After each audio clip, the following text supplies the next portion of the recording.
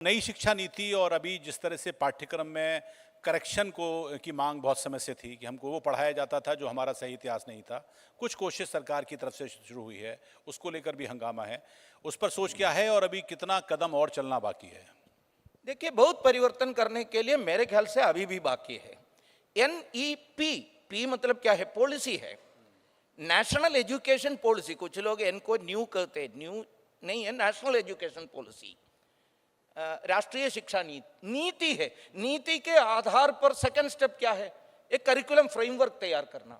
वो curriculum framework के आधार पर सिलेबस तैयार करना। उसकी प्रक्रिया सही में सेकंड फेज में है पूर्णता। सिलेबस निर्माण का वो प्रहर शुरू किया है अभी। उसमें सबसे ज्यादा परिवर्तन मतलब सही दिशा में सही बात बताने का एक क्षेत्र, एक डोमेन अगर देखा है तो हमारी हिस्ट्री है, इतिहास है। इतिहास को लेकर एक देश को, इतिहास को पोइसन करते हुए ही एक देश को गुलाम बना सकते हैं। एक बार आप लोग सुने होंगे, एक बड़े विचारक साहित्यकार थे, ओक्री करके, वो बुकर प्राइज भी नाइजीरियन राइटर है। उनको पूछा, भारत और आपके देश, नाइजीरिया अफ्रीकन कंट्री है, दोनों के बीच में क्या आपको समानता दिखते है? समानता क्यों? वहां भी कॉलोनियलिस्ट थे, इधर भी कॉलोनियलिस्ट थे। उन्होंने वहां किए हुए षड्यंत्र और यहां कर रहे षड्यंत्रों के बीच में आपको क्या समानता दिख रही है? उन्होंने तुरंत बताया, तुरंत उनका उत्तर बहुत महत्वपूर्ण है। To poison a nation, poison its history. एक देश को अगर आपको खत्म करना, एक प्रकार से पॉइसन करना है तो उसकी हिस्ट्री, उन्होंने शब्द प्रयोग किया story, story means history. History, अगर एक देश का हिस्ट्री पॉइसन हो गया है तो वो देश, उसके पीढ़ी डिमोरलाइज्ड हो जाएगा। फिर उनका पूरा कोटेशन नहीं बता रहा हूं। डिमोरलाइज्ड हो गया है तो नेक्स्ट स्टेप क्या है?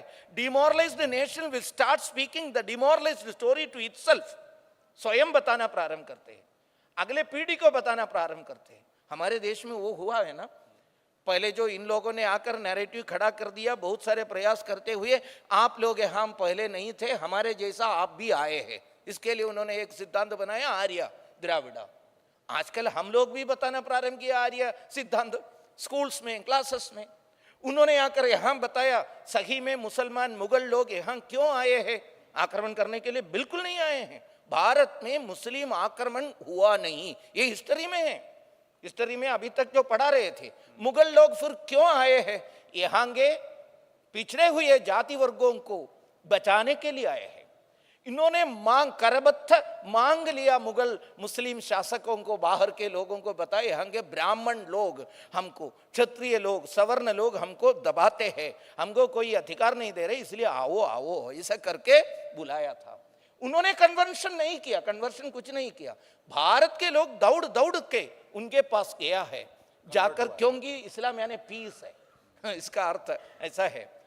चुना भी सफेद है, शक्कर भी सफेद है, इसलिए दोनों एक है, ऐसा कहने वाला एक नीति है वहां। ऐसा करके सबके, ये हिस्ट्री था। इसलिए बाबर बहुत अच्छा है, अकबर के बारे में बताने की आवश्यकता भी नहीं है। सबसे हैरानी का जो बात है, औरंगजेब सेकुलर थे इनके हिस्ट्री के बुक में। इसको ठीक करना या ना करना है? आने वाले जो पीढ़ी सच सीखना है क्या या नहीं? सीखना चाहिए। इन्होंने क्यों आया? हमारी हिस्ट्री सीखने में क्या आपत्ति है?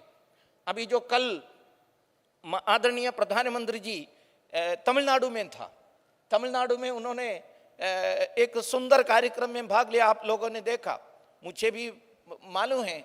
यहाँ बैठे हुए लोग में अधिकांश लोग वो दो चोल राजाओं के बारे में, वो चोल राजवंश के बारे में, कितने साल कितने शतियों से वहां शासन किए हुए चोल राज्य के बारे में, साम्राज्य के बारे में पहली बार सुने होंगे। देखिए, चोल राजवंश 1000 ईयर्स पुराना भी नहीं है, कम से कम 2000 साल पुराने हैं।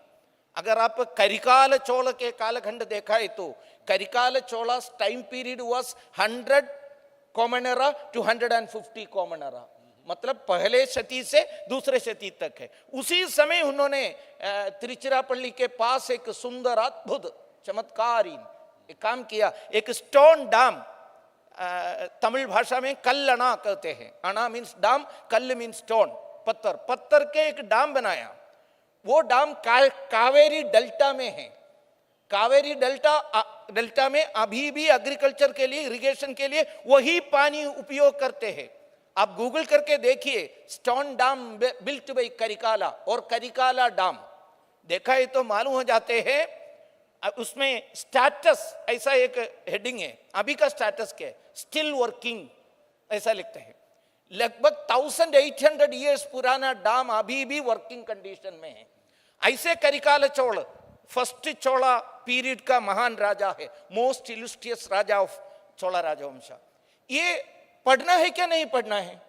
मैं जब ये स्वतंत्रता संग्राम के 75 साल का जो आयोजन हम सब मिलकर इसका जो एक वैचारिक पृष्ठभूमि तैयार करने के लिए प्रयास किया, तब जाकर मैं यहाँ के ओडिशा के बहुत सारे स्वतंत्रता संग्राम के नेताओं के बारे में, वीर लोगों के बारे में मैंने सुना, उसी समय सुना है।